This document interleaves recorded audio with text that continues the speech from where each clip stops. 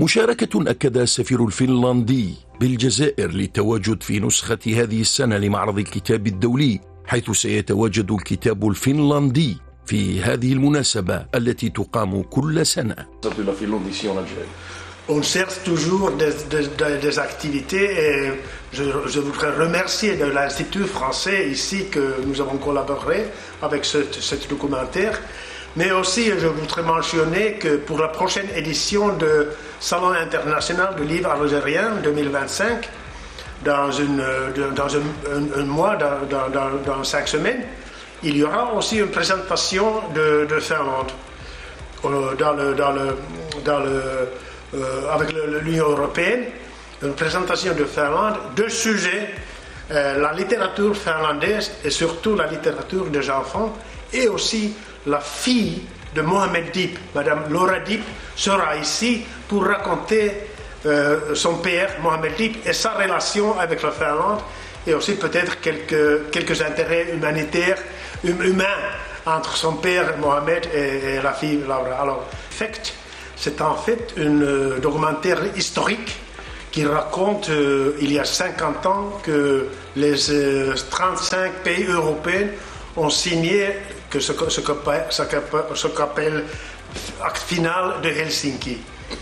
Et il y avait tous les engagements différents, surtout les engagements de côté humanitaire, et qui ont petit à petit fait que le bloc soviétique a tombé et tous les États démocratiques ont monté comme avant.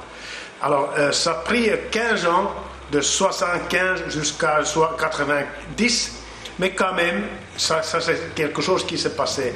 On peut poser la question, est-ce que ce développement aurait eu lieu sans le acte final? Je pense que non. Ça a été l'accélérateur de ces relations humaines, contacts humains, l'information aussi, les liens, les contacts avec les médias dans tous les pays. Ça a eu le fait que ça était une réussite. Et aussi, vous savez que Algérie fait partie aussi de l'OSCE tant que partenaire de coopération. Partenaire de coopération qui n'est pas signataire, mais qui suit les travaux de l'OSCE très proches. Et ça, je suis très fier que nos collègues partenaires méditerranéens aussi sont présents dans cette organisation qui s'occupe, qu'on appelle tout souvent, de Vancouver à Vladivostok. C'est-à-dire toute l'Amérique, Europe et Asie quand on parle de la Russie.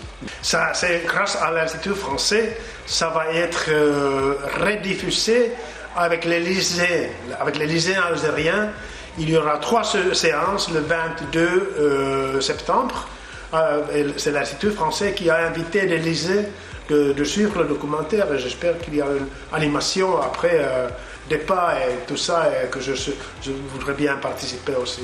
Oui, on est vraiment ravis d'avoir pu accueillir l'ambassade de Finlande avec ce film qui coïncide avec l'anniversaire de la conférence d'Helsinki, donc ça a été un moment historique important, mais surtout c'est aussi un film documentaire très original avec beaucoup d'humour sur un événement qui n'est pas forcément facile à comprendre. Donc c'est un sujet évidemment très important aujourd'hui puisque en 1975, l'objectif c'était de sécuriser les frontières, la souveraineté des États. Donc on sait qu'aujourd'hui, c'est encore un vrai sujet. Donc voilà, et ce film est intéressant parce qu'on voit heureusement l'importance de la diplomatie, de maintenir une discussion, un lien, mais aussi l'évolution puisqu'il y a très peu de femmes qui étaient à la table des négociations et dans les signataires. Et heureusement, aujourd'hui, nous avons aussi des femmes qui sont présidentes, chefs d'État, et ça, je me réjouis de cette évolution. Les cours ont repris notre programmation aussi avec des films, un festival de jazz maintenant, mais surtout le 27 septembre, donc très bientôt, à partir de 10h, nous avons les journées portes ouvertes dans tous les instituts français, que ce soit à Alger, à Annaba, Constantine, Tlemcen et Oran.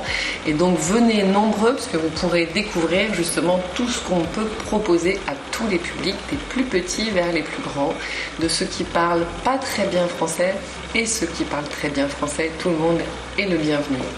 تتواصل العروض الثقافية للدول الأوروبية في الجزائر في انتظار عروض أخرى فيها الشعر والموسيقى والمسرح وعرض الكتاب بكل اللغات والثقافات.